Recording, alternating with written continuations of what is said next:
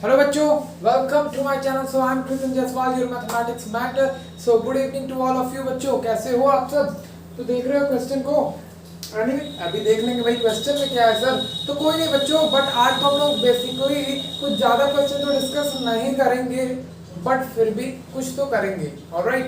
And जो एक form बच गया था different types of straight line में, वो आज हम कवर अप जरूर कर लेंगे। एंड कुछ कंकरेंसी वगैरह आपको मैं आज बताऊंगा, और हम लोग जनरल फॉर्म ऑफ इक्वेशन से कैसे नॉर्मल फॉर्म में, कैसे इंटरसेप्ट फॉर्म में कन्वर्ट करते हैं, डेफिनेटली आज देख लेंगे बच्चों, समझ रहे हो? तो पहले स्टार्ट करते हैं with that question. Alright, find the equation of a straight line find the equation of a straight line on which the length of the perpendicular from the origin is 4 unit, okay, and the line make the angle of 120 degree with positive direction of x axis। अच्छा ठीक है sir. मैंने कहा था आपको, अगर आप कोई भी स्ट्रेट लाइन का क्वेश्चन कर रहे हो, पहले अपने दिमाग में बैठा लो कि मैं एक रफ फिगर बनाऊंगा।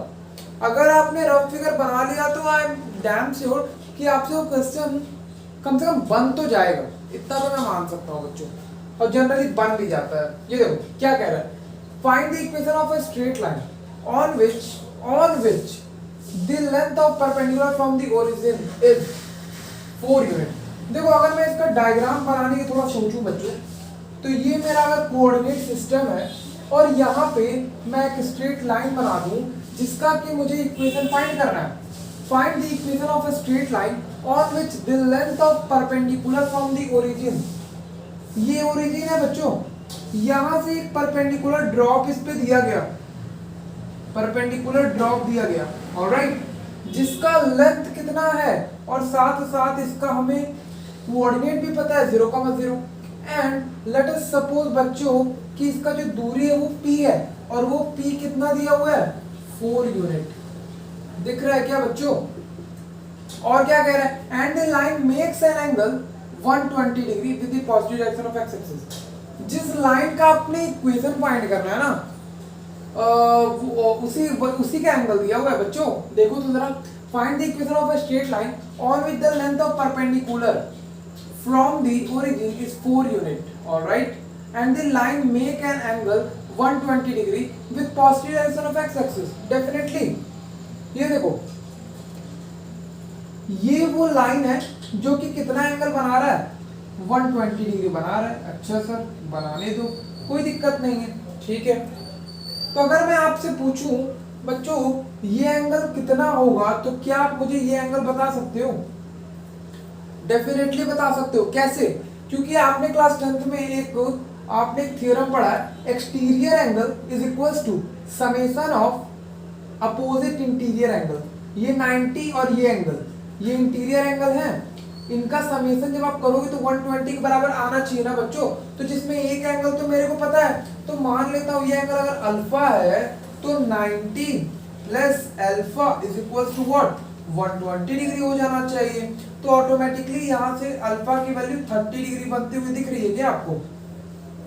आई होप सो आपको समझ में आ रहा हो कि मैं क्या कह रहा हूँ। ऑलराइट, तो ये अल्फा की वैल्यू मुझे पता चल गई, और मुझे ये परपेंडिकुलर डिस्टेंस भी पता है।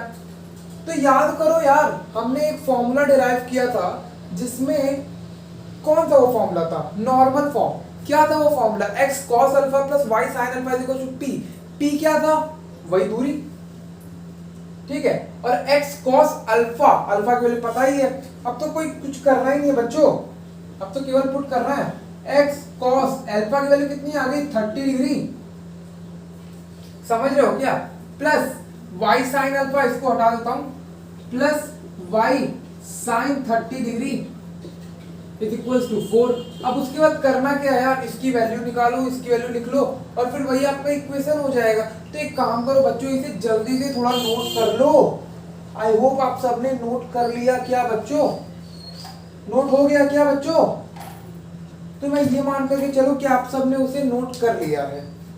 देख लो फिर, ये बहुत ज्यादा टफ क्वेश्चन नहीं था, बहुत ही सिंपल क्वेश्चन था।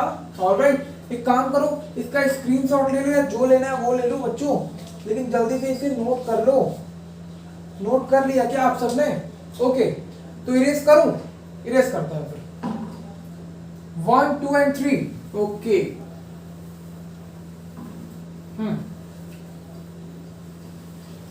तो और भी कुछ क्वेश्चंस लाया हूं, बट मैं सोच रहा हूं पहले आपको मैं थ्योरेटिकल पार्ट बता दूं, उसके बाद हम लोग क्वेश्चन जब करेंगे तो मजा आएगा हमें। आपने इतना क्वेश्चन समझ में आया या फिर नहीं बच्चों? समझ में आया ना? देखो, और मैं अब क्या कहना चाह रहा हूं, जो फॉर्म वो है उसका नाम है बच्चों डिस्टेंस फॉर्म। डिस्टेंस फॉर्म, जिसको आप सिमेट्रिक फॉर्म भी बोलते हो, आप अदर नेम भी सुन लो, सिमेट्रिक फॉर्म। क्या नेम है? Symmetric form. Alright, okay. तो ये क्या है, ये थोड़ा सा आपको समझना पड़ेगा। देखो, अभी मैं लिखवा दूंगा, पहले ये समझ लो, उसके बाद तो बहुत सिंपल हो जाएगा, या फिर केवल लिख भी लोगे तब भी काम चल जाएगा। ये हमारा कोऑर्डिनेट सिस्टम है, ओके। तो यहां से मैं एक लाइन बना रहा हूं और मैं आपसे ये बोल रहा हूं बच्चों कि लेट अस सपोज यहां पर कोई एक पॉइंट है और यहां पर कोई एक पॉइंट है, ठीक है। और यहां से मैं इसको थोड़ा सा अच्छे से कर रहा हूं, इसको थोड़ा समझना, बहुत ज्यादा इंटरेस्टिंग है। और इसका कोऑर्डिनेट मैं x, y कर दे रहा हूं और इसका कोऑर्डिनेट मैं x1, y1 कर दे रहा हूं। देख रहे हो, x1, y1 और इसका कोऑर्डिनेट क्या हो जाएगा? x, y और इसका x1, y1। अच्छा सर, ठीक है। तो बच्चों ये देखो, यानी कि मुझे x1 का मतलब क्या है? 0 से x1 दूरी तक चलना पड़ा, और x का मतलब क्या है? ओरिजिन से मुझे x दूरी तक चलना पड़ा। तो अगर मैं आपसे पूछूं ये दूरी कितना हो जाएगा, ये दूरी तो ऑटोमेटिकली आप क्या लिख सकते हो? x minus x1। और अगर मैं आपसे ये दूरी पूछूं, ये दूरी का मतलब क्या है, यानी ये दूरी, तो ये दूरी तो मुझे पता चल गया। एक काम करता हूं, यहाँ पे नहीं लिखता हूं, और मान लो ये एंगल कितना बना रहा है? थीटा। तो हमें ये जो दूरी है बच्चों, ये तो पता चल गया ना, कितना है? x minus x1। और ये दूरी, ये आपका है y minus y1। Alright, okay. अब अभी क्या करोगे? अभी मेरे दिमाग में आ रहा है ये कि ठीक है सर, मान लो कि आप ऐसा अगर मान लिए, तो जब ये थीटा बच्चों, तो ये भी तो ऑटोमेटिकली थीटा ही होगा। थोड़ा सा आपने समझना पड़ेगा बच्चों, थोड़ा सा आपको ध्यान तो देना ही पड़ेगा, ठीक है। अब मैं आपसे पूछूं कि इसमें साइन थीटा की वैल्यू क्या होगी, इसमें एक्चुअली करना क्या होता है, मैं इसको थोड़ा सा अच्छे से और बनाता हूं। देखो यहाँ पे, देखो यहाँ पे मैंने कुछ इसी तरीके का बनाया है। यहाँ पर कोई एक पॉइंट ले लिया, यहाँ पर कोई एक पॉइंट ले लिया, तो यहाँ के बीच का दूरी भी आपको जब पता रहे, इसीलिए आप बोल रहे हो डिस्टेंस फॉर्म, क्योंकि ये कुछ तो डिस्टेंस से रिलेटेड होगा। तो ये जो दूरी है इन दोनों पॉइंट के बीच, वो आपको पता है। ऑलराइट, और ये एंगल थीटा है। तो अगर मैं आपसे पूछूं कि बच्चों साइन थीटा की वैल्यू यहाँ से क्या हो जाएगी, तो दिस अपॉन दिस, और ये डिस्टेंस r है और ये दूरी तो हमें पता ही है, y2 माइनस y1, या फिर y माइनस y1 हमने लिखा हुआ है अपॉन r। और अगर मैं आपसे पूछूं cos थीटा, तो दिस अपॉन दिस, तो ये भी तो हमने निकाल लिया x माइनस x1। तो cos theta is equals to x minus x1 upon r। देखो तो जरा, ऑलराइट। तो अगर मैं थोड़ा सा इसमें बुद्धि लगाऊं, यहां से इसको r इधर ले जाऊं और r इधर ले जाऊं, फिर दोनों को इक्वेट कर दूंगा, तो r is equals to y minus y1 upon sine theta is equals to x minus x1 upon cos theta. देखो तो जरा, लिख सकता हूं क्या? यही वो आपका फॉर्म है, डिस्टेंस फॉर्म। कुछ बहुत ज्यादा टफ नहीं है, बट थोड़ा सा समझने की देरी है। ऑलराइट, एक काम करता हूं, बहुत ज्यादा इसमें हॉच पॉच नहीं करता हूं, जो दूरी मैंने लिखा है वो मैं वहां पर लिख देता हूं, ताकि आपको कंफ्यूजन ना हो। देख लो जरा, अच्छे से डायग्राम बनाना, ताकि जब पढ़ो तो थोड़ा समझ में भी आए, ऐसा ना हो जाए कुछ गड़बड़ हो जाए। समझ रहे हो? ये दूरी आपको पता है कितना है, y माइनस y1, और ये भी दूरी आपको पता है x माइनस x1। तो उसी के बेसिस पे मैंने किया, और ये एंगल भी मैं यहाँ पर लिख देता हूँ, नो प्रॉब्लम। तो इस तरीके का कुछ था, बहुत ज्यादा सिंपल था। ये दूरी हमें पता था, तो इसलिए हमने इतना कुछ कर भी पाए। तो डिस्टेंस फॉर्म भी कई बार आपको अप्लाई करने आना चाहिए, क्योंकि कई बार क्वेश्चंस में लग भी जाता है, तो इसलिए थोड़ा सा जरूरत पड़ जाता है इन सब का। तो अब मुझे आप बताओ, क्या जरूरत है क्या मुझे लिखवाने की? थोड़ा सा मैं बता देता हूँ, आप इसी तरह समझ लो। आपको कब इसकी जरूरत पड़ेगी? आपको तब इसकी जरूरत पड़ेगी जैसे कि मान लो आपको पता है 2 पॉइंट के बीच का दूरी आपको पता है, समझ रहे हो, आपको 2 पॉइंट के बीच का दूरी पता है, ऑलराइट। और अगर मैं उन दोनों को मिला दूं और वो कितना एंगल बना रहे हैं with the positive direction of x axis से, थीटा एंगल बना रहे हैं। या फिर आप ऐसे समझो, हमें लाइन का इक्वेशन फाइंड करना है जो कि वो किसी गिवन पॉइंट से पास कर रहा है। कौन से पॉइंट से? x1, y1। एक लाइन का इक्वेशन फाइंड करना है जो कि x1, y1 से पास कर रहा है, ऑलराइट। और ये x, y तो हम लोग हर बार जनरल लेते हैं यार, हर इक्वेशन में ये x, y आता है। तो या कोई भी जनरल आप लोगे तो मतलब एक लाइन हो जो एक पॉइंट से, गिवन पॉइंट से पास करे, और इस पॉइंट से आप लेट सपोज कुछ r दूरी पर आपने x, y एक मान लिया, तो मतलब आपको r पता होना चाहिए, ये पॉइंट पता होना चाहिए, और ये कितना एंगल बना रहा है। मतलब इसका आपको अगर स्लोप पता हो तो भी आप कर सकते हो। एनी अगर हम लोग क्वेश्चन में अप्लाई करेंगे तो डेफिनेटली आप समझ सकते हो बच्चों, कुछ बहुत ज्यादा टिपिकल है नहीं यहाँ पे। तो एक काम करो, आई होप से आपने नोट कर लिया होगा। नोट कर लिया क्या? ओके। तो देखो कुछ और भी चीजें पढ़ा देता हूँ मैं आपको। वैसे तो जो टाइप्स ऑफ स्ट्रेट लाइंस है वो तो आपका इतना ही है, इससे ज्यादा आपको स्ट्रेट लाइंस कहीं पे भी नहीं मिलेगा। कहीं पे भी नहीं मिलेगा का मतलब ये है कि इससे ज्यादा टाइप्स होते नहीं है, इतने ही होते हैं बच्चों। अब मैं आपको कुछ वो सिखाना चाहता हूँ कि अगर आपके सामने जनरल इक्वेशन हो और आपने उसको कुछ चेंज करना हो नॉर्मल फॉर्म वगैरह में, तो आप कैसे करोगे? Transformation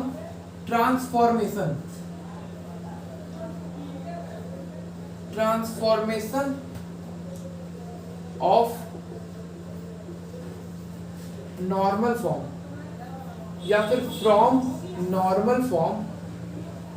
normal to general form कह सकते हो, टू जनरल।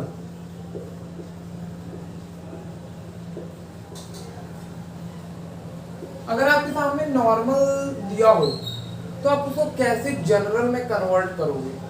ये चीजें कई बार बच्चों को दिक्कत देती हैं, बट कोई नहीं, अब दिक्कत नहीं देंगी, ऑलराइट। उसमें आपको कुछ स्टेप्स लेने पड़ते हैं बच्चों। यहाँ पे नॉर्मल नहीं, नॉर्मल होगा, normal, not normal, normal, alright. Okay, देखो मैं क्या कहना चाह रहा हूं, इसमें कुछ स्टेप्स हैं, तो स्टेप फर्स्ट लिखो। कैसे लिखोगे? यहां पे पहले आपको क्या करना पड़ेगा, जो कांस्टेंट टर्म है, या फिर बच्चों पहले ये सीखो कि कैसे जनरल से नॉर्मल में कन्वर्ट करते हैं। जनरल से आपको नॉर्मल में कन्वर्ट करना है, जनरल से नॉर्मल में। कैसे करें? एक काम करो, पहले लिख लेते हैं उसके बाद दिखाता हूं। Shift the constant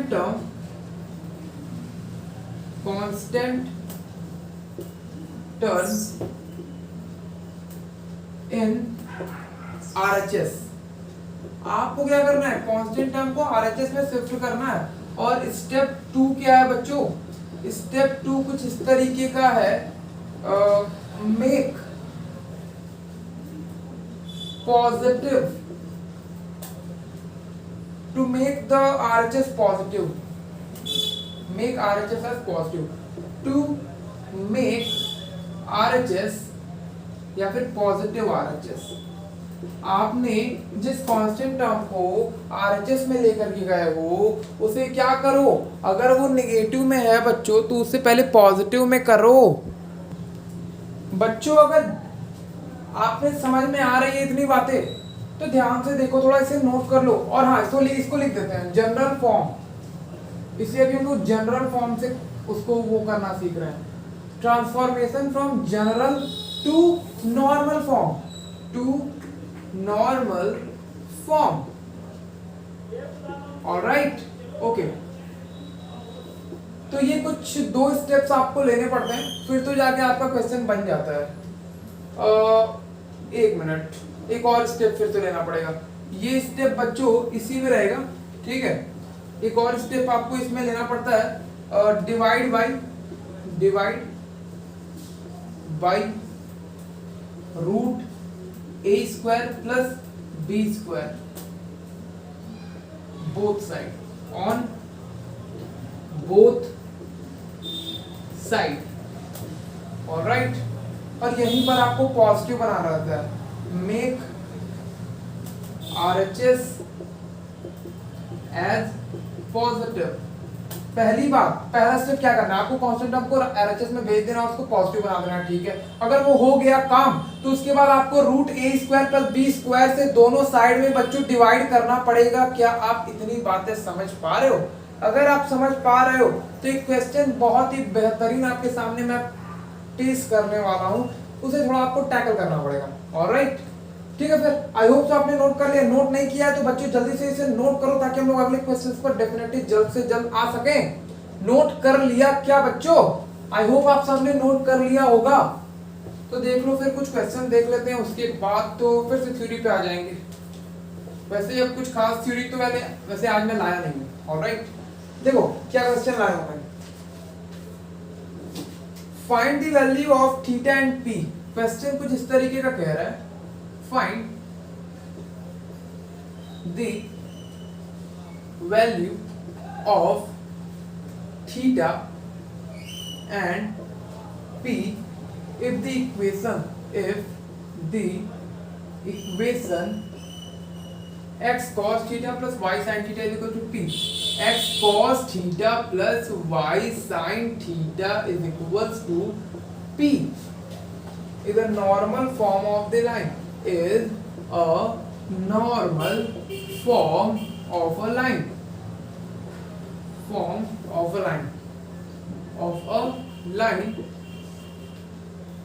root 3x plus Y plus 2, root 3x plus Y plus 2,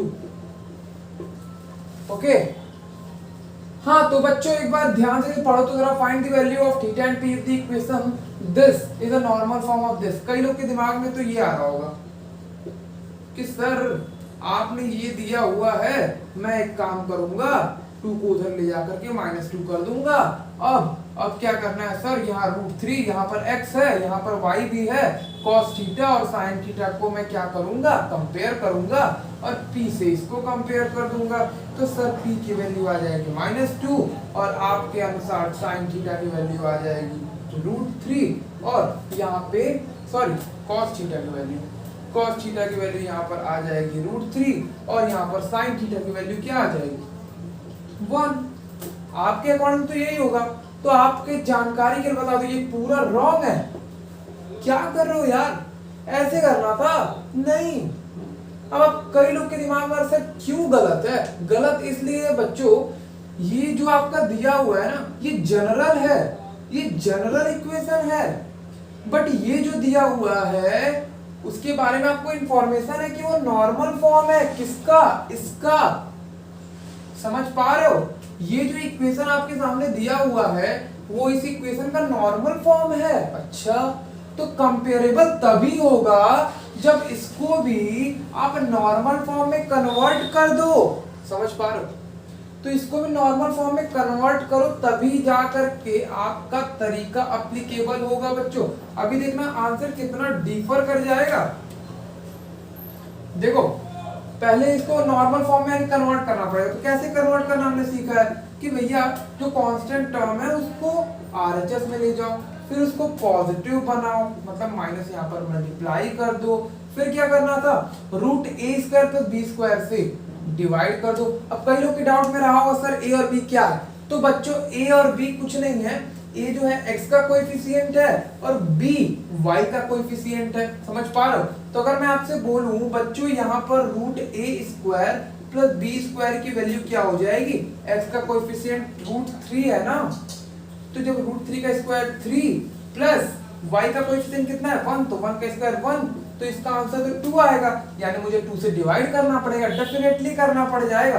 तो जब आप करोगे ना डिवाइड, तो यहाँ आ जाएगा -√3/2 इंटू एक्स प्लस नहीं, अब आ जाएगा -1/2, ऑलराइट।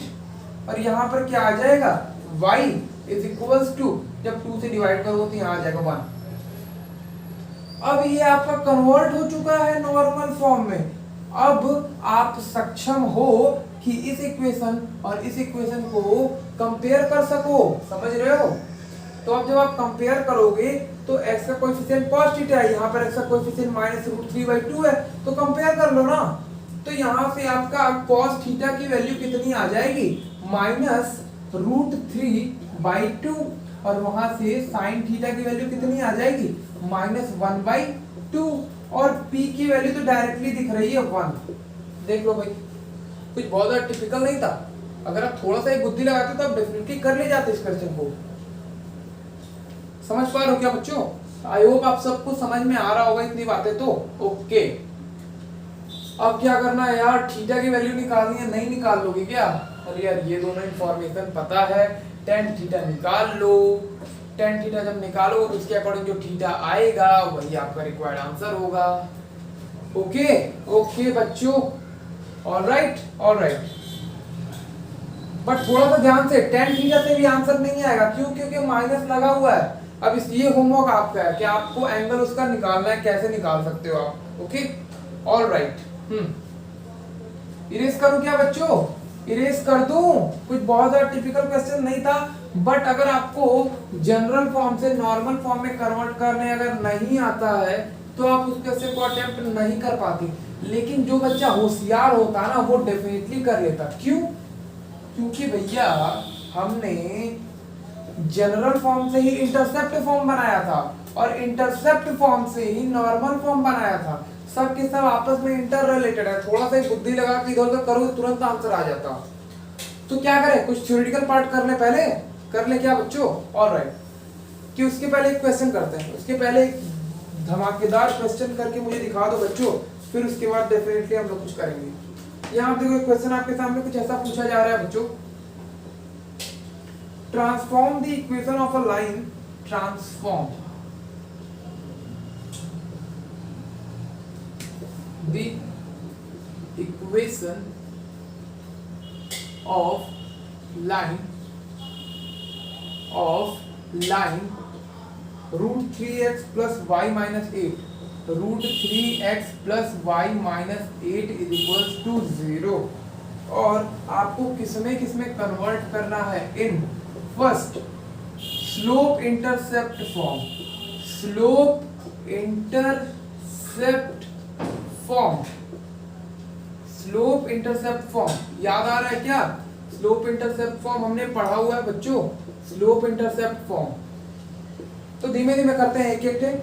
स्लोप इंटरसेप्ट फॉर्म में कैसे बदलोगे? कुछ नहीं करना होता है sir slope slope intercept form का हम लोग नॉर्मल क्या है, जनरल इक्वेशन याद है क्या होता है बच्चों? y mx plus c था, तो इसको भी कुछ इसी तरीके से कन्वर्ट कर दो, बाकी सबको उधर भेज दो, y को इधर ही रहने दो। जब उधर रहने दोगे तो y -√3x plus 8। तो सर हो तो गया, यही तो है। और यहाँ से स्लोप की वैल्यू कितनी आ जाएगी कंपेयर करोगे तो -√3 आ जाएगा और y इंटरसेप्ट 8 आ जाएगा सर, और क्या, यही तो है ना। बिल्कुल बच्चों, इसमें कुछ नहीं करना होता है, इसमें तो बस आपको y की वैल्यू निकालनी होती है। ठीक है ओके। अब देखो जो दूसरा चीज में पूछा गया, मैं इसको तुरंत इरेज कर दे रहा हूँ ताकि मैं केवल आपका कंसेप्ट क्लियर कर रहा हूँ बच्चों, कि ताकि आपको दिक्कत ना हो। और जो दूसरा आपको पूछा गया है कि आपको इंटरसेप्ट फॉर्म में चेंज करना है, किसमें चेंज करना है? इंटरसेप्ट फॉर्म में। तो उसको कैसे चेंज करोगे? हमें याद है ना इक्वेशन की इंटरसेप्ट फॉर्म कैसा होता है? x/a + y/b = 1। याद है क्या बच्चों? ये होता है, तो कुछ उसी फॉर्म में कन्वर्ट कर लो। इतना बस याद रखो कि आरएचएस में हमेशा क्या रहेगा? 1 रहेगा। ठीक है, तो अगर मैं उसको थोड़ा ध्यान से देखूं, √3x + y और 8 को उधर भेज दूं, तो क्योंकि जब मैं उसको देख रहा हूं तो मुझे आरएचएस में 1 चाहिए ना कि 8। तो एक काम करते हैं, 8 को यहाँ से डिवाइड दे देते हैं, तो यहाँ पे ऑटोमेटिकली 1 बन जाएगा। तो ये आपका चेंज हो गया किसमें? इंटरसेप्ट फॉर्म में। तो ये सब बेसिक नॉलेज आपको होना चाहिए। जैसे मैंने क्या किया, यहाँ पर 8 था ना, तो आप ये भी कह सकते हो कि मैंने बोथ साइड 8 से डिवाइड दे दिया। जब डिवाइड दोगे बच्चों तो यहाँ पर तो 1 ही आ जाएगा ना, तो वही चीज मैंने अच्छे से लिख दिया है। और जो तीसरा फॉर्म है वो है नॉर्मल फॉर्म में कन्वर्ट करना। तो एक काम करो, जल्दी से करो तो जरा, नॉर्मल फॉर्म में कैसे कन्वर्ट होगा बच्चों? नॉर्मल फॉर्म में कन्वर्ट करो, कर लोगे क्या? अभी तो तुरंत हमने तरीका देखा, बाकी सब मैंने इसलिए आपको तरीका नहीं बताया क्योंकि वो सब बहुत इजी है, बट ये थोड़ा सा बताना जरूरी था मेरे लिए। नॉर्मल फॉर्म में आपको चेंज करना है, कैसे करोगे? हमें पता है सर, एक काम करो, आप कांस्टेंट टर्म को आरएचएस में लेते जाओ, √3x + y = 8 कर लो, और क्या करोगे सर, और √a² + b² से डिवाइड दे दो, तो √a² + b² निकालो तो पहले, तो यहाँ आ जाएगा 3 + 1 = 2, ऑलराइट, 2 से डिवाइड दे दो बोथ साइड, तो यहाँ आ जाएगा √3/2 × x + 1/2 × y = what, 4 हो जाएगा, समझ रहे हो? ओके, तो ये तो आपका चेंज हो गया फिर ना, अब क्या करना है, यही आपका आंसर हो जाएगा, यही आपका क्या है, नॉर्मल फॉर्म है। अब उसके बाद तो हमें कुछ करना ही नहीं था इसमें, देख लो भाई, कुछ बहुत ज्यादा टिपिकल है नहीं, अगर आप थोड़ा सा ही बुद्धि लगाओ तो कर ले जाओगे। इरेज करो क्या इसे, और भी कुछ थ्योरी उसको कवर अप कर लेते हैं, आज कर लिया जाए क्या थ्योरी कवर अप बच्चों, कर लेते हैं, कम से कम थोड़ा मोड़ा तो आज पढ़ ही लेते हैं, नहीं तो गड़बड़ हो जाएगा मान लीजिए।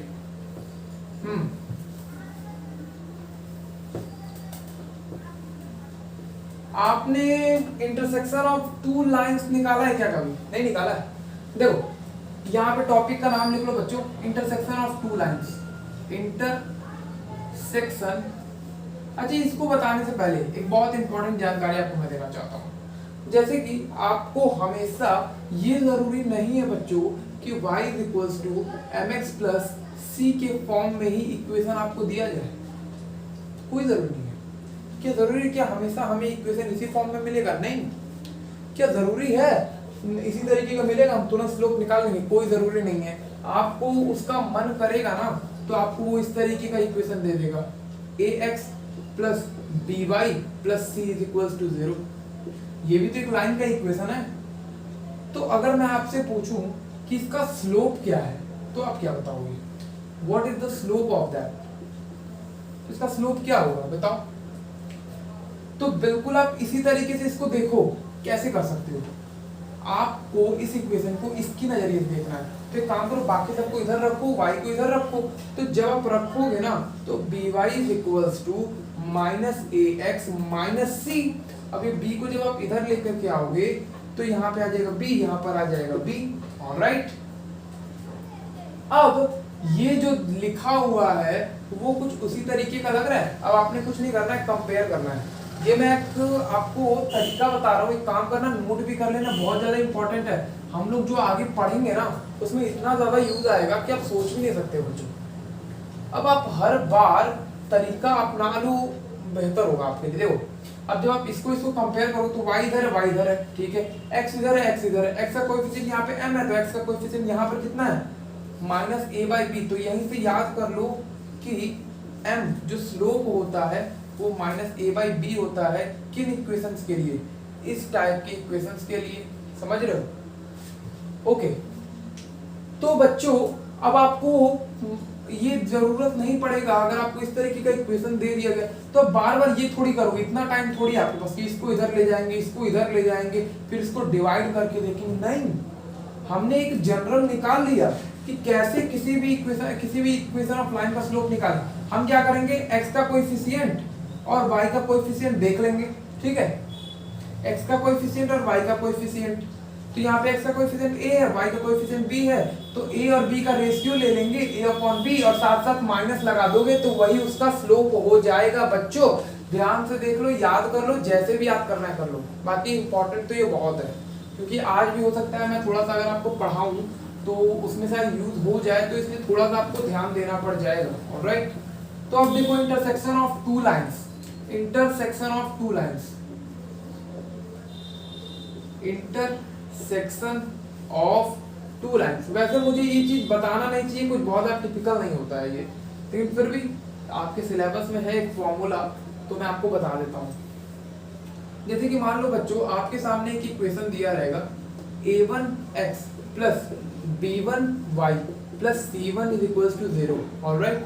और यहाँ पे एक और इक्वेशन हो सकता है दिया है, a2x + b2y + c2 = 0, और आपसे पूछा जा रहा है इन दोनों लाइंस का इंटरसेक्शन क्या है। तो आप थोड़ा सा आपको याद रखना पड़ेगा ये फॉर्मूला। अगर आप x लिखते हो तो यहाँ देखो मेरे साथ ही याद कर लो, x पहले लिखो, फिर अपॉन, फिर इतने पोर्शन को आप भूल जाओ, इतने पोर्शन को आप बिल्कुल भूल जाओ, ऑलराइट। अब यहाँ से देखो y का कोएफिशिएंट कितना है, b1, तो यहाँ पे b1 लिख लो और इसको क्रॉस कर दो, मतलब B1 इंटू C2 और माइनस लगाओ B2 इंटू C1 कर दो, B2 इंटू C1। इसको मैं प्रूफ कर सकता हूँ बट कोई फायदा नहीं है, प्रूफ करके क्या करूंगा, ऐसे नॉर्मली आ रहा है यार, याद कर लो ना बच्चों। तो कई सारे प्रूफ हैं जो कि आपके बिल्कुल काम के नहीं है, जैसे कि इसका प्रूफ। अब ये देखो, जैसे कि आपने इसके लिए लिखा, अब इसके लिए लिख रहे हो ना, तो y लिख लिया तो y को गैप कर दो। अब x का कोएफिशिएंट a1 है ना, तो a1 को इस कांस्टेंट के साथ मल्टीप्लाई कर दो, a1 इंटू C2 फिर माइनस लगाओ, ये तो छुपा हुआ है, तो x का coefficient a2 into C1, a2 C1, समझ रहे हो? ये क्या हो जाएगा, इज इक्वल्स टू, लेकिन यहाँ पर थोड़ा सा एक और आपको चीज याद रखना पड़ेगा, जब आप y के लिए लिखोगे ना, तो यहाँ पे एक एडिशनली माइनस भी लगा दिया करो, समझ रहे हो, माइनस लगा दिया करो, याद रख लो बच्चों।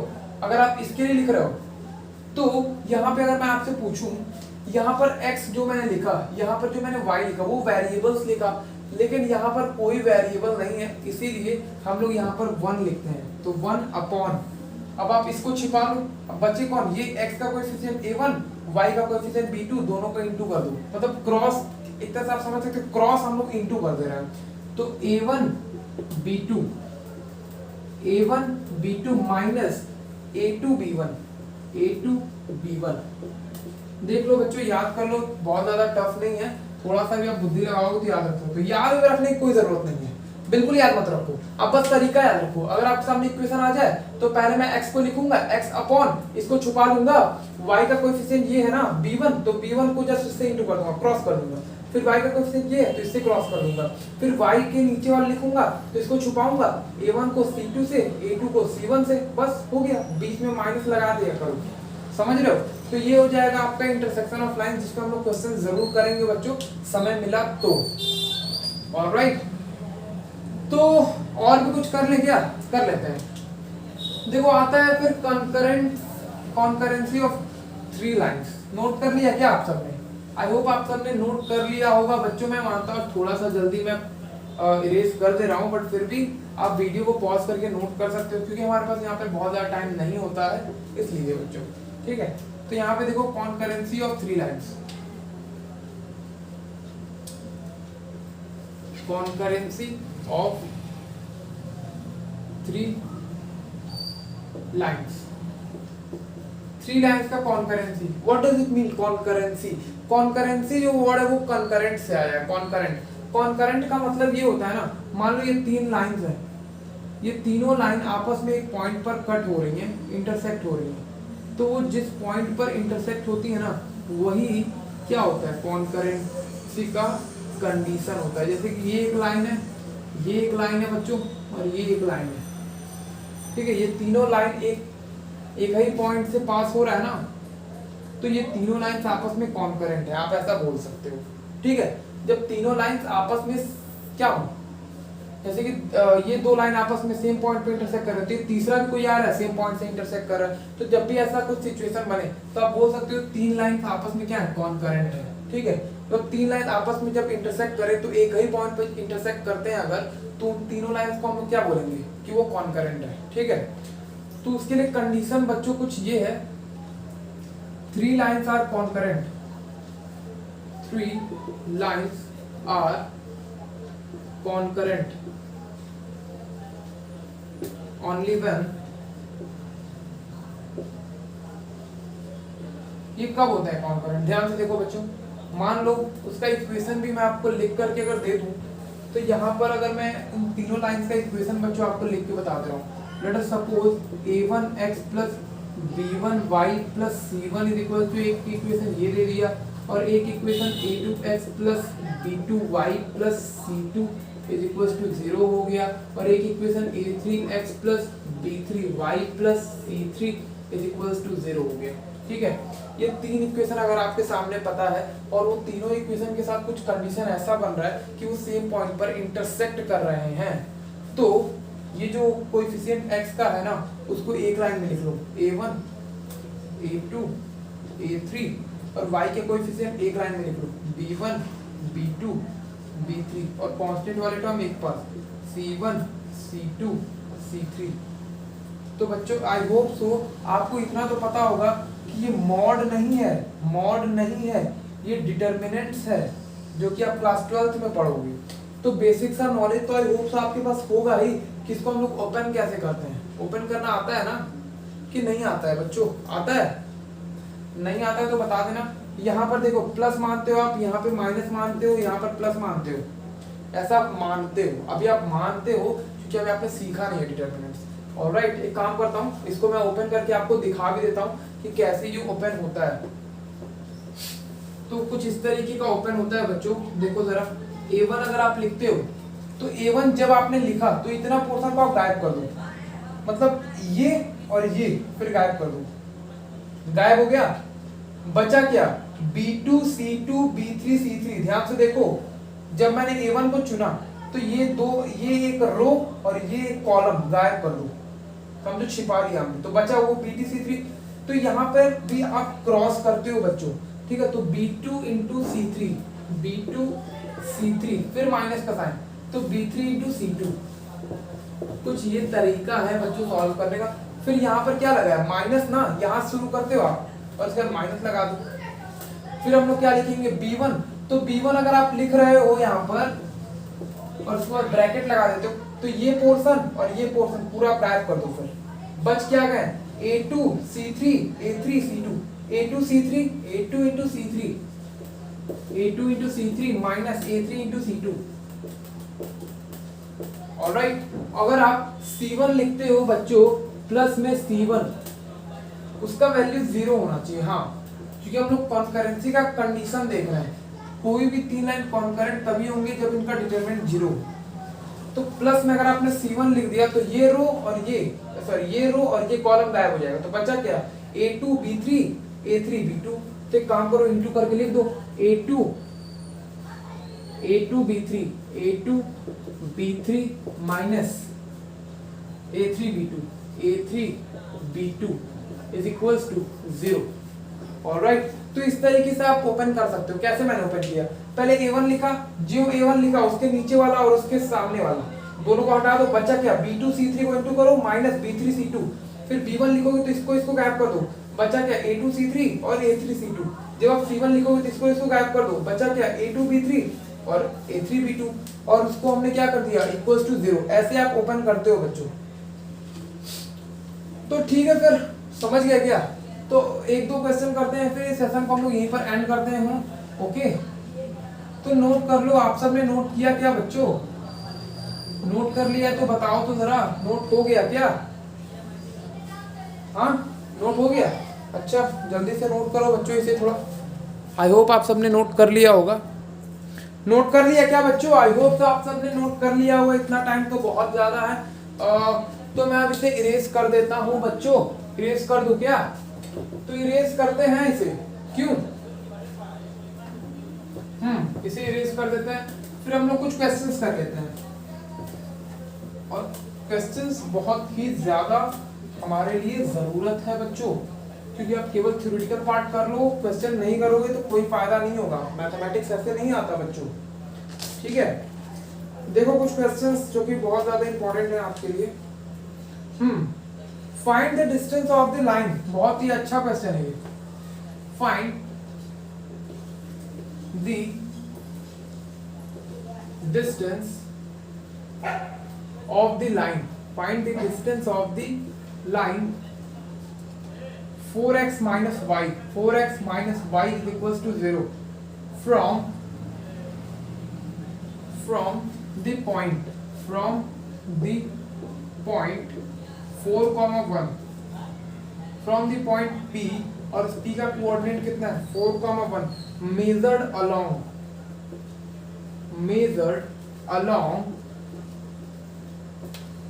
the line, measured along the line, making an angle of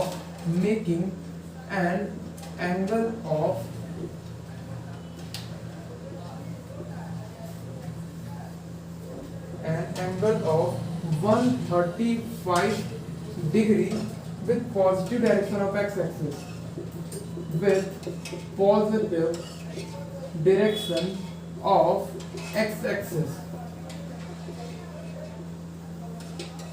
ये बच्चों आज का आखिरी क्वेश्चन होगा। बाकी क्वेश्चन हम लोग कल डिस्कस कर लेंगे, जितना भी थ्योरी हमने पढ़ा हुआ है। देखो क्या कह रहे हैं, find the distance of the line, find the distance of the line 4x minus y is equal to 0 from the point, all right, measured along the line making an angle 135 degree with the positive direction of x axis। ये जो formula मैंने बताया ना उसी तरीके से होगा बच्चों, थोड़ा सा आपको बुद्धि का प्रयोग करना पड़ जाएगा। Find the distance of the line, पहले तो इस लाइन को आपको प्लॉट करने आना चाहिए बच्चों। तो अगर मैं आपसे बोलूं, अगर आप इस इक्वेशन में, हाँ ये 4x minus y is equal to 0 लिखा है ना, अगर मैं इसको यहाँ पर लिखूं 4x minus y is equal to 0, और आपसे अगर मैं पूछूं कि यार 0,0, जैसे कि हम लोग क्वाड्रेटिक इक्वेशन सॉल्व करते हैं ना, तो वहां पे क्या पढ़ते हैं कि दो रूट्स होंगे जो उसको सेटिस्फाई करते हैं। सेटिस्फाई का मतलब क्या होता है कि उसको जीरो बना देते हैं। तो आप मुझे बताओ यहाँ पर x और y की जगह ऐसा मैं क्या डालूं कि वो जीरो के रिलेटिव बराबर हो जाए। तो अगर मैं आपसे कहूँ x की वैल्यू और y की दोनों को मैं 0 0 डालूं, मतलब ओरिजिन डालूं, तो क्या जीरो होता है? एग्जैक्टली बिल्कुल होता है, यानी कि वो लाइन है। पहली बात तो वो लाइन है, ऑलराइट। तो लाइन और वो क्या होगा, इसी तरीके से पास होगा। अब आप कहोगे सर क्यों जरूरी था इसी तरीके से, वो तो इस तरीके से पास कर सकता था, नहीं कर सकता था। अगर आप कह रहे हो कि इस तरीके से पास कर रहे हो तो मैं कहूंगा नहीं कर रहा है। क्यों? क्योंकि अगर आप इसका स्लोप निकालोगे तो यहाँ पे देखो कुछ उसी तरीके का आया है, ax plus bx plus c की तरह। यस, तो इसका स्लोप अगर आप निकालोगे ना तो माइनस a बाई बी आया था, तो -4 अपॉन b। y का कोएफिशिएंट कितना है? -1, तो -1 से -1 कैंसिल, यहाँ आ गया 4। पॉजिटिव स्लोप का मतलब क्या होता है कि उसका एंगल जो positive direction of x axis से है वो 0 से 90 तक ही होगा। 0 से 90 तक ही एंगल का स्लोप पॉजिटिव आता है, यानी कि ये तो नहीं होगा, क्योंकि ये जब होगा ना तो उसका स्लोप नेगेटिव हो जाएगा। बल्कि जब हमने देखा उस लाइन का जो स्लोप है ना वो पॉजिटिव है, यानी डेफिनेटली वो इसी तरीके से पास आउट होगा। देखो तो जरा कैसे बनाओ यार, इस तरीके से बनाते हैं कुछ। हाँ देखो बन गया ना, बन गया बिल्कुल।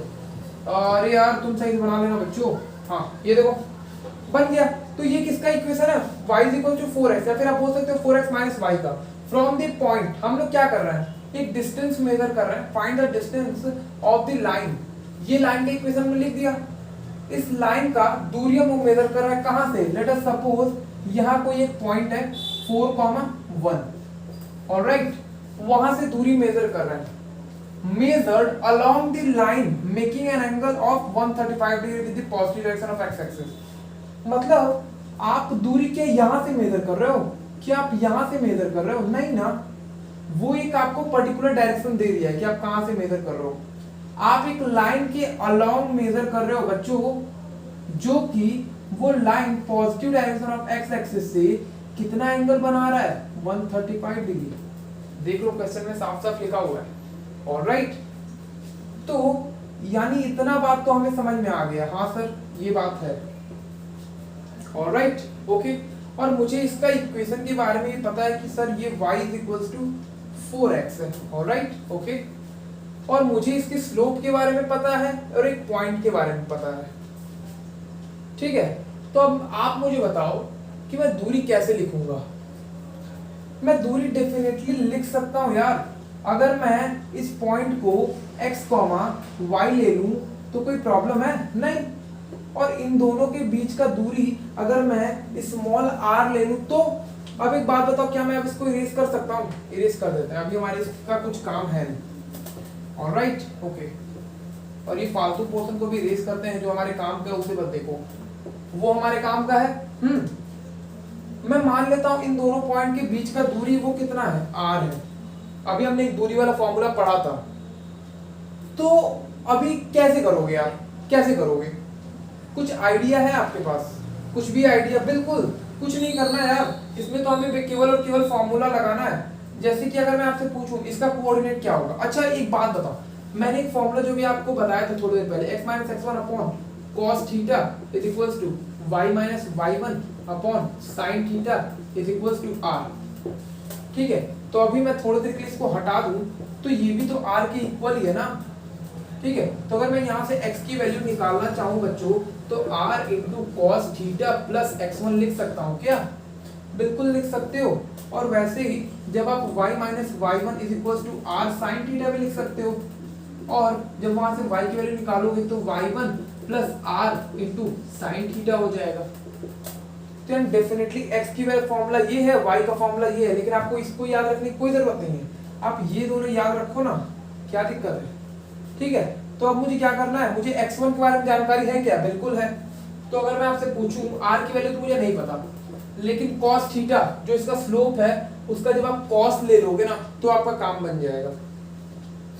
तो यहाँ देखो cos 135 डिग्री जो कि आपको निकालने बेसिकली आता है बच्चों। अब वो मुझसे मत पूछना कैसे निकलता है, पर क्योंकि मैंने ट्रिग्नोमेट्री आपको पढ़ा चुका हूँ। ये y1 की वैल्यू तो 1 हो जाएगी, r की वैल्यू नहीं पता है, sin 135 डिग्री हो जाएगा क्या? डेफिनेटली हो जाएगा। एक बात बताओ, ये निकाल लोगे क्या? कैसे निकालोगे? 90 प्लस 45 डिग्री, 90 प्लस 45 डिग्री। तो एक काम करता हूँ, निकाल ही देता हूँ, कोई प्रॉब्लम नहीं है मुझे। तो यहाँ पे x की वैल्यू क्या हो जाएगी बच्चों? cos 135 degree, cos 90 plus 45 degree. Second quadrant में cos कैसा होता है? नेगेटिव। और साथ साथ वो साइन में भी बदल जाएगा, तो यहाँ पर तो आ जाएगा 4 minus sine 45 degree into r. Alright, और उसकी वैल्यू क्या हो जाएगी? साइन 90 प्लस, और फिर वो सेकंड क्वाड्रेंट में कैसा होता है? पॉजिटिव। अब मैं ये आपको बता नहीं रहा हूँ कि कैसे आया बच्चों, इतना आपको तो आपको आता ही है, cos 45 डिग्री। ऑलराइट, यहाँ देख लो, दिख रहा है ना आप सबको?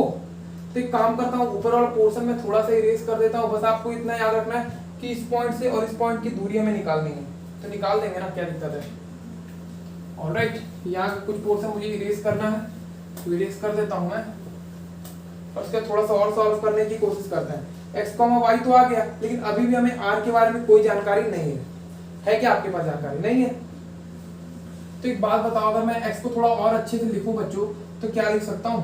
4 minus r by root 2। Yes, बिल्कुल लिख सकता हूँ। और यहाँ पर y की वैल्यू क्या लिख सकता हूँ? y की वैल्यू मैं लिख सकता हूँ 1 प्लस आर बाई रूट 2 लिख सकते हैं क्या? बिल्कुल। अब मुझे बताओ, ये जो पॉइंट है और इस लाइन का इक्वेशन मैंने अभी आपको बताया था कि क्या है? y equals to 4x। Alright, ये वो लाइन है और इसी लाइन पर ये x, y लाई भी कर रहा है। ठीक है, तो यहां से मैंने x और y दोनों फाइंड भी कर लिया। तो अगर मैं इस इक्वेशन में पुट कर दूं तो कोई बुराई है क्या? नहीं। तो एक काम करो, पुट करो तो जरा y की वैल्यू क्या रखोगे? 1 plus r by root 2 is equal to 4 into x. X की वैल्यू कितनी है? 4 माइनस r बाई रूट 2। ध्यान से देखो तो इक्वेशन को केवल r ही तो निकालना है, इसको सॉल्व नहीं कर सकते हो क्या? बिल्कुल कर सकते हो। अब इसके आगे मैं तो सॉल्व नहीं करूंगा बच्चों। देख लो बच्चों कैसे किया है मैंने, बहुत ज्यादा सिंपल था। ये r की ही वैल्यू निकालनी थी हमें, इसके बीच की दूरी, तो डेफिनेटली इससे आप कर सकते हो। हमने पहले क्या किया? हमने पहले कुछ नहीं किया, हमने x और y का जनरल कैलकुलेशन कर लिया। ऑलराइट, हमें इसका स्लोप वगैरह पता था, तो हमने दिमाग में कुछ लगाया, यहाँ से x और y की वैल्यू पता की। तो अगर आपके सामने एक और इन्फॉर्मेशन मैं आपको देना चाहूंगा जो कि बहुत ज्यादा आपके काम आएगा बच्चों। ठीक है, लेना चाहोगे क्या उसको? यहाँ पे देखो कुछ इस तरीके का, अगर लेट अस सपोज ये आपके सामने एक लाइन है जो कि ax plus b y is equals to plus c है। ऑलराइट, और यहाँ पर एक ऐसा पॉइंट है जिसको आप बोल रहे हो x1, y1, ये वो लाइन है और इसका इक्वेशन आपके सामने ये है, और उसी लाइन पर एक पॉइंट लाई भी कर रहा है। तो अगर आप इस पॉइंट को इस इक्वेशन में पुट करते हो तो वो जीरो बना करके आपको दे देगा, समझ रहे हो? अगर आप इस x1, y1 को पुट कर दो तो इतना बेसिक नॉलेज अपने पास रखो। क्यों? क्योंकि ये सब चीजें हमने क्वाड्रेटिक इक्वेशन की अंडरस्टैंडिंग से आप ले सकते हो कि वो क्या है, वो पॉइंट उसको सेटिस्फाई करेगा। आप ऐसा समझ सकते हो, किसी लाइन का अगर आपको इक्वेशन मिल गया और अगर उस लाइन पर लाई करने वाला आपको पॉइंट पता है, तो आप उसमें डायरेक्टली पुट करके उसकी वैल्यू जीरो के बराबर कर सकते हो। ठीक है, तो देख लो भाई, नोट कर लो। कुछ बहुत ज्यादा टिपिकल तो आज हमने डिस्कस नहीं किया, बट फिर भी जो भी किया अच्छा किया आपने। तो ऑलराइट, पढ़ाई करते रहे। ऑल दी वेरी बेस्ट बच्चों।